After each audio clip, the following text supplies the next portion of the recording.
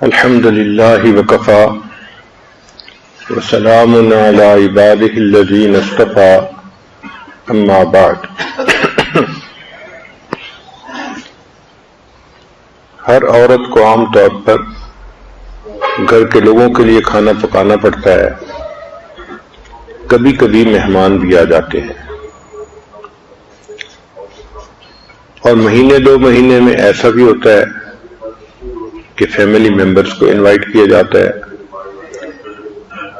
تو اور بڑی پارٹی بن جاتی ہے جس میں کھانے کی مقدار بڑھ جاتی ہے۔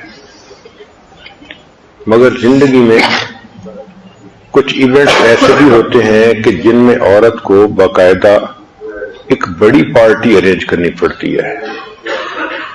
مثال کے طور پر بچے کا عقیقہ، اس میں فیملی کے ممبرز بھی آتے ہیں اور فرینڈز بھی آتے ہیں، تو حلقہ بڑھ جاتا ہے۔ بچے نے قرآن مجید حفظ مکمل کیا، بچی عالمہ بن گئی۔ یہ جو جائز خوشیاں ہیں ان کو اگر ہم منائیں گے تو اس کا فائدہ یہ ہوگا کہ ناجائز خوشیوں کو منانے سے بچ جائیں گے، کیونکہ ہمیں جائز خوشیاں منانے کی عادت نہیں، اس لیے پھر ناجائز خوشیاں منانے کے بہانے بناتے ہیں۔ یہ بچے کی برتھ ڈے ہے، یہ فلاں ہے، ان چیزوں کی کیا ضرورت ہے؟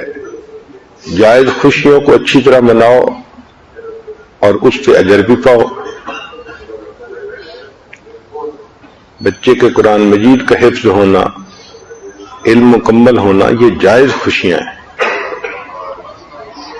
اللہ تعالیٰ فرماتے ہیں فَبِذَلِكَ فَلْيَفْرَحُوا، کہ تم اس پہ خوش ہو جاؤ۔ تو حفظ کی خوشی قرآن سے ثابت ہے۔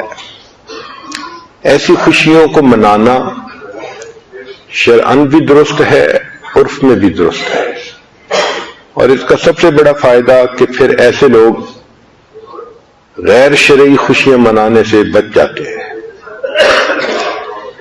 تو بہرحال جب بڑی پارٹی ہوتی ہے تو اس کی ارینجمنٹ اور بھی زیادہ بڑی ہوتی ہے۔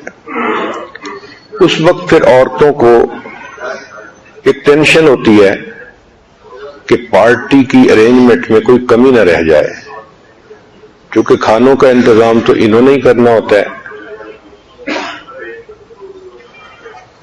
ہر جگہ تو باہر سے کیٹرنگ نہیں کروائی جا سکتی، تو اس لیے آج کا عنوان ہم نے پارٹی مینجمنٹ رکھا ہے کہ عورت کو اگر کوئی پارٹی ارینج کرنی بھی پڑ جائے تو اس کے اندر اتنی قابلیت ہو کہ اس کے لیے وہ ایک لسٹ بنائے اور اس لسٹ کے ایک ایک آئٹم کو وہ کراس کرتی رہے کہ یہ کام بھی کر لیا، یہ بھی کر لیا، حتیٰ کہ جب اس کے پوائنٹ ٹو پوائنٹ سب کام کر لے تو پارٹی بہترین طریقے سے ہو جائے۔ تو گویا آج کا بیان پارٹی میڈ ایزی ہے۔ نبی علیہ الصلوۃ والسلام کے دور میں کھانے پینے کے لیے بڑے برتن استعمال ہوتے تھے۔ آج کل جیسے ہے نا کہ ہمارے پاس ہر بندے کے لیے الگ پلیٹ ہوتی ہے اور پھر مختلف کھانوں کے لیے الگ الگ پلیٹیں ہوتی ہیں، ایک گہری پلیٹ ہے، ایک بڑی پلیٹ ہے، ایک ڈیزرٹ کے لیے پلیٹ ہوتی ہے۔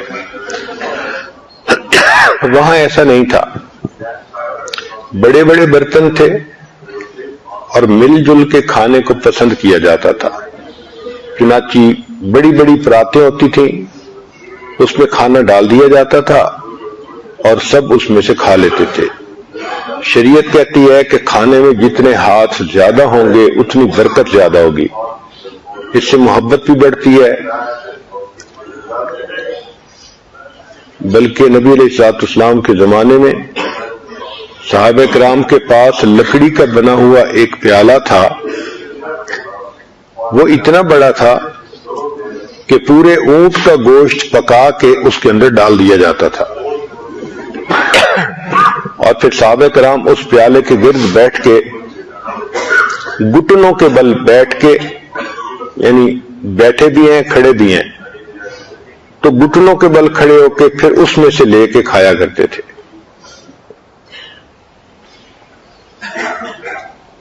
غزوہ بدر میں جب نبی اسلام تشریف لے گئے تو صحابہ نے ایک آدمی کو پکڑ لیا جو کافروں کے لشکر کے ساتھ آیا تھا، اور اس سے پوچھا کہ بتا بھئی یہ لوگ کتنے ہیں؟ وہ کبھی کچھ بتائے کبھی کچھ بتائے۔ مجھے اس وقت فگر تو مستحضر نہیں ہے کہ وہ کتنے سو کہتا تھا، لیکن وہ کبھی کچھ کہتا تھا کبھی کچھ کہتا تھا، تو پتہ نہیں چلتا تھا کہ کتنا ہے۔ تو ایک صحابی نے تو اس کو تھپڑ بھی لگائے کہ صحیح بتا، اور بالآخر اس کو نبی علیہ الصلوۃ والسلام کے پاس لے گئے۔ اللہ کے پیارے حبیب صلی اللہ علیہ وسلم تو بہت دانا تھے۔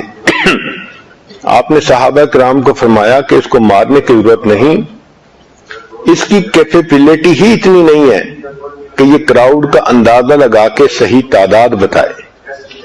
پھر نبی علیہ السلام نے اس سے ایک کوسچن پوچھا، اچھا یہ بتاؤ کہ اس مجمع کے لیے کتنے اونٹ روز ذبح ہوتے ہیں؟ اس نے بتا دیا اتنے، اللہ جانے 5 تھے 7 تھے جو بھی تھے۔ تو جب اس نے کہا کہ اتنے اونٹ ذبح ہوتے ہیں تو نبی علیہ السلام نے فوراً فرمایا کہ اتنے اونٹوں کا کھانا تقریباً 1000 لوگ کھا سکتے ہیں، تو میرا اندازہ ہے کہ ہمارے دشمن کی تعداد 1000 ہے۔ سبحان اللہ، ایسی بات پوچھی کہ جو بتانے والے کے لیے بھی آسان تھی اور جس سے اپنا ڈیسیژن میکنگ کرنا بھی آسان تھا۔ یہ دانائی، یہ وزڈم اللہ نے اپنے پیارے حبیب صلی اللہ علیہ وسلم کو عطا فرمائی تھی۔ ہمارے ہاں آج کل دیگیں بنتی ہیں بڑی تقریبات میں، تو ایک دیگ اگر پکی ہوئی ہو سالن کی، 100 آدمی آرام سے اس کھانے کو کھا لیتے ہیں۔ تو کراؤڈ کے حساب سے پھر کھانے کو مینیج کرنا پڑتا ہے۔ تو عورت اگر فیصلہ کر لے